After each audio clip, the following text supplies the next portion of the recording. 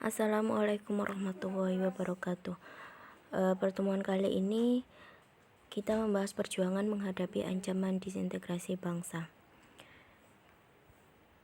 Ada berbagai pergolakan di dalam negeri, diantaranya konflik dan pergolakan yang terkait dengan ideologi, itu yang pertama. Di dalamnya ada pemberontakan PKI yang terjadi di Madiun, dipimpin oleh Musa dan Amir Syarifuddin pada tanggal 18 September 1948 yang disebabkan oleh penandatanganan Renville. Kemudian ada pemberontakan DITII. DITII juga penyebabnya adalah penandatanganan atau perjanjian Renville. Pemberontakan DITII ini berpusat di Jawa Barat. Ada juga gerakan G30 SPKI. G30 SPKI ini terjadi pada tanggal 30 September 1965 yang disebabkan oleh teror yang bertujuan untuk mengambil kekuasaan di negeri Indonesia. Banyak sekali korban dari peristiwa G30 SPKI ini. Salah satunya adalah Letnan Jenderal Ahmad Yani. Yang kedua, konflik dan pergolakan yang terkait dengan kepentingan. Ada pemberontakan APRA. APRA adalah Angkatan Perang Ratu Adil, di mana militer bersenjata yang didirikan oleh bangsa perwira KNIL Tentara Hindia Belanda, yaitu Raymond Westerling. Raymond Westerling ini bekerja sama dengan Sultan Pontianak mencoba melakukan kudeta. Kudeta ini merupakan upaya mempertahankan negara federal RIS atau Republik Indonesia Serikat saat sebagian besar negara sebagian RIS ingin membubarkan diri dan bergabung kembali dengan Republik Indonesia. Kemudian ada juga peristiwa Andi Aziz, yang mana setelah Andi Aziz tidak lagi menjadi perwira KNIL, kemudian beliau bergabung ke APRIS dan dia menyatakan bahwa negara Indonesia Timur harus dipertahankan dan menuntut anggota APRIS bekas KNIL bertanggung jawab atas keamanan wilayah Indonesia Timur. Sehingga pemerintah memberikannya ultimatum. Nah, ultimatum ini ternyata tidak dihiraukan oleh Andi Aziz.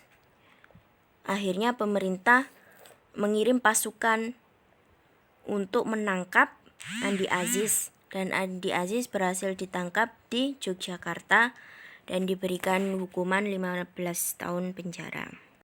Selanjutnya ada pemberontakan Republik Maluku Selatan. Pemberontakan ini dipimpin oleh Chris Soumokil di Maluku Selatan pada 25 April 1959. Nah, kemudian anak-anak, yang ketiga adalah konflik dan pergolakan yang terkait dengan sistem pemerintahan. Ada pemberontakan PRRI dan Permesta. Nah, pemberontakan ini diawali dengan berdirinya Dewan Banteng yang diketuai oleh Ahmad Hussein. Ahmad Hussein ini melihat ketimpangan yang terjadi antara pusat dengan daerah, sehingga dirinya menuntut kepada pemerintah tentang otonomi daerah dan pembagian keuangan secara adil dari pemerintah pusat kepada daerah. Kemudian ada persoalan negara federal dan BFO. Di sini, mau tidak mau, konsep negara federal dan persekutuan negara bagian akan menimbulkan potensi perpecahan di kalangan bangsa Indonesia sendiri setelah kemerdekaan. Jadi mau tidak mau menimbulkan potensi perpecahan di kalangan bangsa Indonesia setelah kemerdekaan. Persaingan yang timbul terutama adalah antara golongan federalis yang ingin membentuk negara federal dipertahankan dengan golongan unitaris yang ingin Indonesia menjadi negara kesatuan. Next, dari konflik menuju konsensus suatu pembelajaran. Di antaranya adalah yang pertama, kesadaran terhadap pentingnya integrasi bangsa. Yang kedua, teladan para tokoh persatuan. Teladan para tokoh persatuan ini ada beberapa pahlawan nasional dari Papua. Salah satunya adalah Frans Kaisipo. Beliau ikut berperan merancang pemberontakan terhadap pemerintah Belanda. Kemudian mewujudkan integrasi melalui seni dan sastra. Perjuangan menjaga integritas bangsa juga bisa dilakukan dengan seni dan sastra. Hal tersebut dilakukan oleh Ismail Marzuki yang kita kenal sebagai pengarang lagu-lagu nasional. Beliau selalu membuat lagu yang membangkitkan semangat patriotisme dan nasionalisme. Bukan hanya itu saja, sikap nasionalisme juga ditunjukkan saat Belanda kembali menjajah Indonesia. Dan yang terakhir adalah perempuan pejuang. Anak-anakku sekalian, ternyata pejuang itu tidak hanya dari kalangan Adam saja atau kalangan laki-laki, tetapi di kalangan Hawa atau perempuan kita juga bisa berjuang.